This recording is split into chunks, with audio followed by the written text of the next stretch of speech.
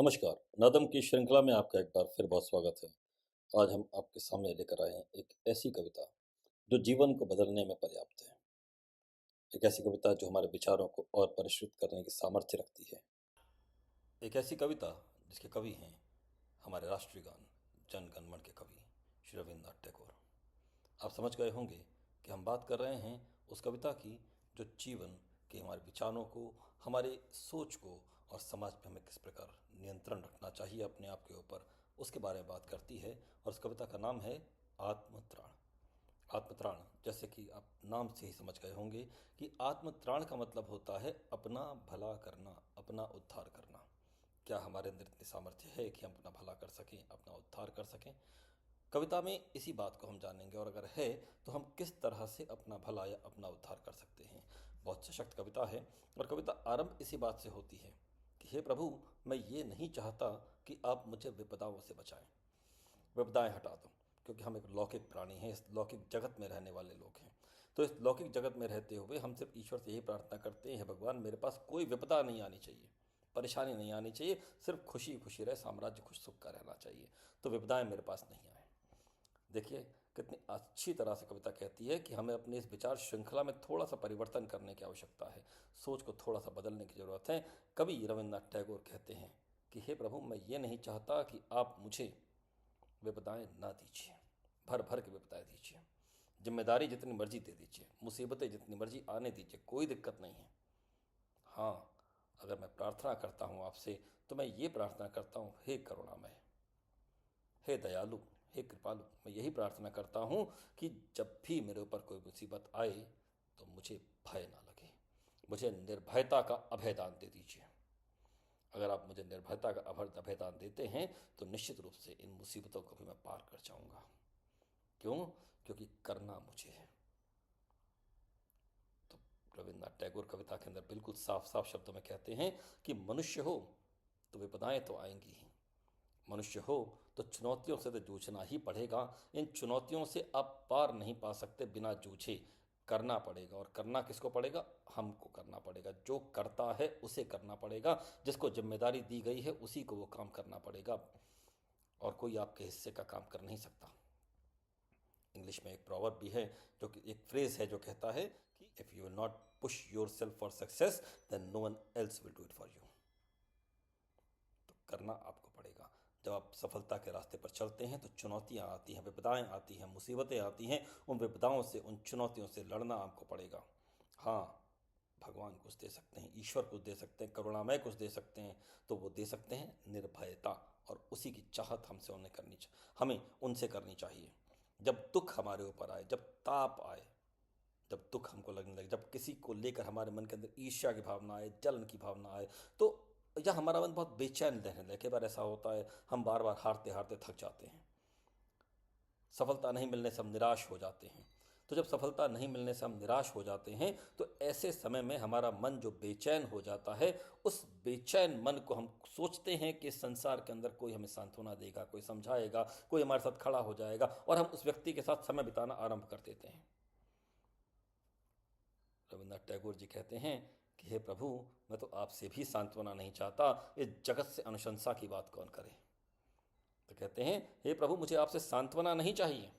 हाँ, मुझे चाहिए तो क्या, मुझे चाहिए तो इतना वरदान दे दीजिए कि जो भी विपदाएं मेरे सामने आए, जो मेरे सामने मुसीबतें आए, जो कष्ट आए, जो चुनौतियां आए, जो सांसारिक ऊहापोह मेरे सामने आए, उन सब से मैं जय पा सकूं, मैं जीत सकूं उन सबको। इतनी शक्ति मेरे अंदर होनी चाहिए, मेरे कंधे इतने मजबूत होने चाहिए कि इस संसार में मेरी जीत हो सके। और संसार में ही नहीं, इस संसार से पार जाने की शक्ति मुझ में होनी चाहिए। आगे कहते हैं कि कहीं कोई सहायक ना मिले। देखिए, हम लोग बहुत लौकिक प्राणी हैं, बहुत सामाजिक प्राणी हैं, और हम लोग बिल्कुल इस बात को मानते हैं कि हम लोग जब भी कोई कमज़ोर होते हैं तो हमें ऐसा लगता है कि हमें कोई सहायक चाहिए। जब हम छोटे बच्चे के रूप में होते हैं, बच्चे छोटे होते हैं, तो हमें लगता है कि हमें सहायता के लिए पापा खड़े हैं, मम्मी खड़ी हैं, भाई खड़े हैं, टीचर खड़े हैं, अध्यापक खड़े हैं, सब लोग खड़े हमारे सामने रहते हैं। और ये निर्भरता जो है समाज के ऊपर लगातार हमारी बनती चली जाती है। फिर जब बड़े होते हैं तो हमें लगता है दोस्त हमारे साथ खड़े हुए हैं। फिर और बड़े होते हैं तब वो लगता है परिवार हमारे साथ खड़ा हुआ है, चाचा है, ताऊ है, मामा है, पिता है, सब लोग हमारे सामने के साथ खड़े हुए हैं और ये देखकर हमें बहुत अच्छा लगता है। लेकिन एक समय ऐसा भी आता है, कौन सा समय होता है वो? विपदाओं का। जब विपदाएं आपके सामने आएंगी ना, जो छोटे छोटे लोग हैं जो आपके साथ हमेशा खड़े रहते थे सुख के समय में, वो सबसे पहले आपको छोड़ करके भाग जाएंगे। तो कहते हैं कि अगर कभी ऐसा समय आए जब मेरे पास विपदाएं आ जाएं, और निश्चित रूप से जब विपदाएं आएंगी तो मेरे साथ कोई नहीं खड़ा रहेगा। जब विपदाएं आएंगी तो हमेशा मैं अपने आप को विपदाओं में अकेला ही खड़ा पाऊंगा। इसीलिए तो कहा गालिब ने, मैं अकेला ही चला था जानिबे मंजिल, मगर लोग साथ आते गए और काफिला बनता गया। तो जब मैं अकेला खड़ा रहूंगा, जब मैं अकेला रहूं तो उस समय, और इसीलिए शायद विवेकानंद जी ने भी कहा था, एकला चलो ले, अकेले चलो, ये पथ तुम्हारा है, पाथेय तुम हो, रास्ता तुम्हारा है, पथिक तुम हो, तो चलना भी तुमको ही है, अकेला ही चलना है, अकेले ही आए थे। तो कहते हैं अगर मैं कभी ये सोचूं कि मुझे कोई सहायक नहीं मिल रहा है, हे प्रभु मुझे कोई मददगार नहीं मिल रहा है, कोई सहायता करने वाला मेरा नहीं है, तब भी इस संसार में इतनी शक्ति मुझे देना है करुणा में। मैं तुमसे सिर्फ अब मांगता हूँ, तो क्या मांगता हूँ कि मेरा बल, मेरी शक्ति, मेरी ताकत, मेरा पुरुषत्व, मेरा पौरुष नहीं हिलना चाहिए। मैं लड़खड़ाऊँ नहीं कभी भी अकेला खड़ा होने के बाद। जब विपदाओं में पड़ जाऊं तो उस समय मेरी लड़खड़ाहट नहीं होनी चाहिए, मैं अडिग हो जाऊं, मेरे पैर अंगद की तरह जम जाने चाहिए कि इस मुसीबत को तो हटा के रहूंगा। मैं उस एथलीट की तरह बन जाऊं जो अपने रास्ते में आने वाली बाधाओं को उछल करके पार कर जाता है। इतनी शक्ति दे देना मुझे। कहते हैं कि अगर देखिए संसार है, संसार के अंदर लाभ और हानि आती रहती है, नुकसान और फायदा होता रहता है, ये सांसारिक नुकसान और फायदा है। तो कहते हैं अगर इस संसार के अंदर कभी ऐसा हो जाए, मुसीबत का मतलब क्या होता है?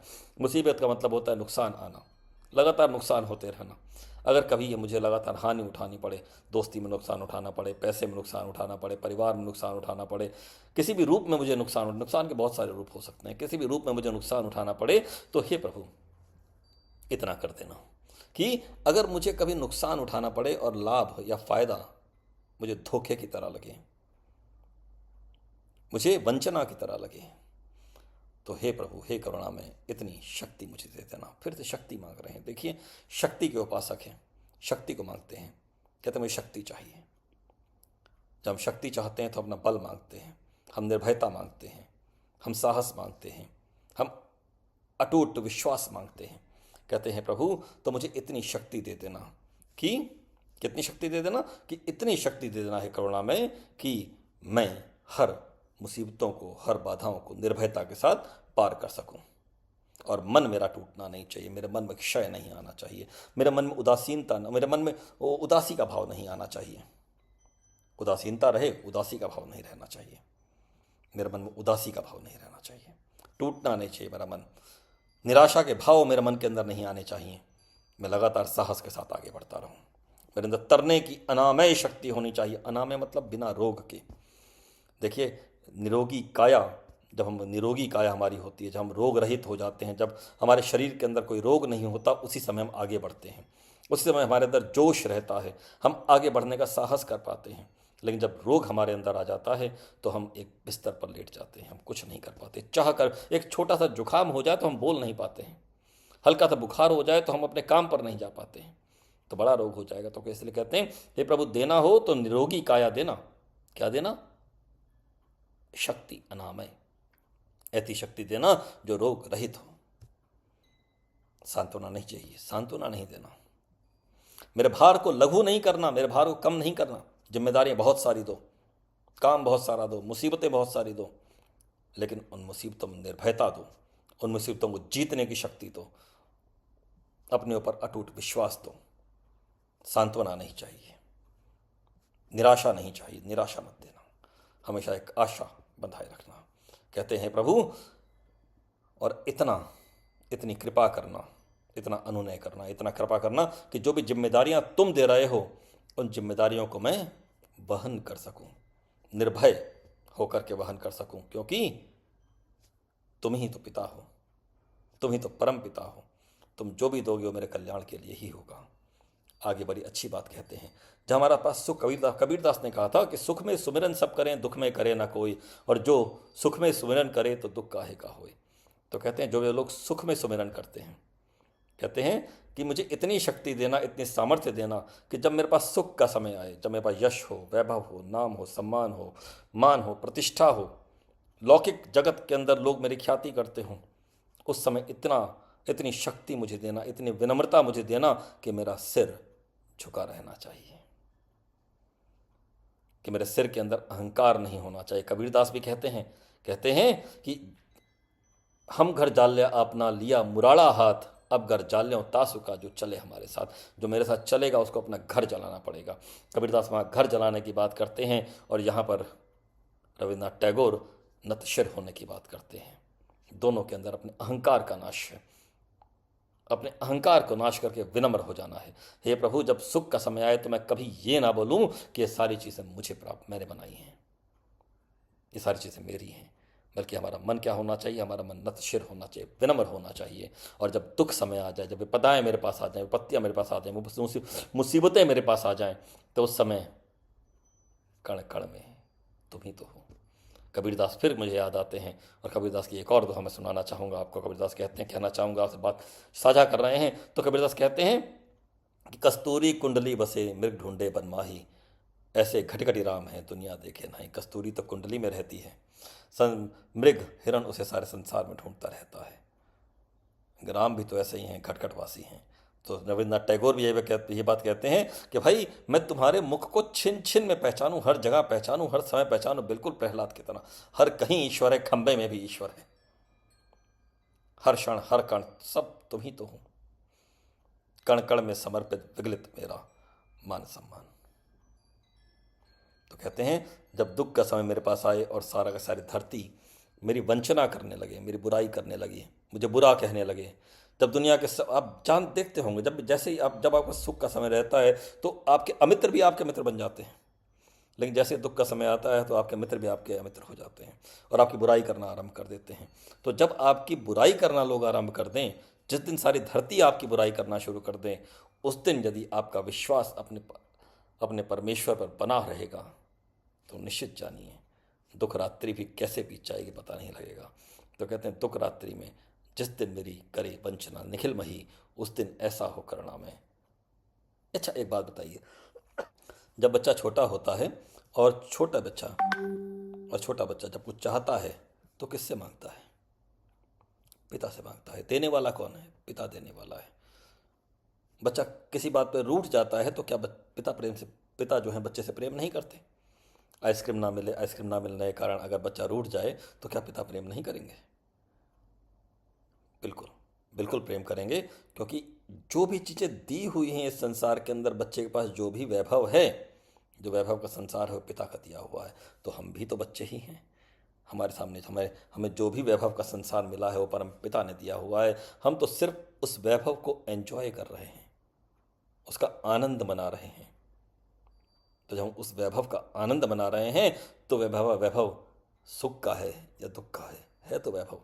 हमें परम पिता पर संशय नहीं करना चाहिए कि वो हम पे प्रेम नहीं करते।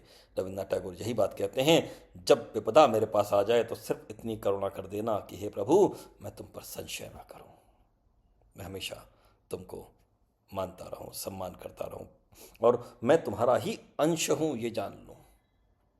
तो संशय नहीं करना है।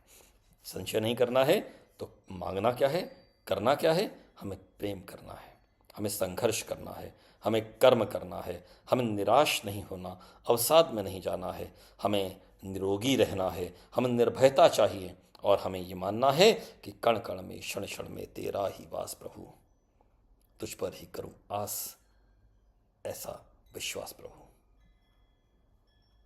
तो मिलेंगे नादम की किसी और श्रृंखला के अंदर एक बार और किसी और कविता के साथ। तब तक के लिए नमस्कार।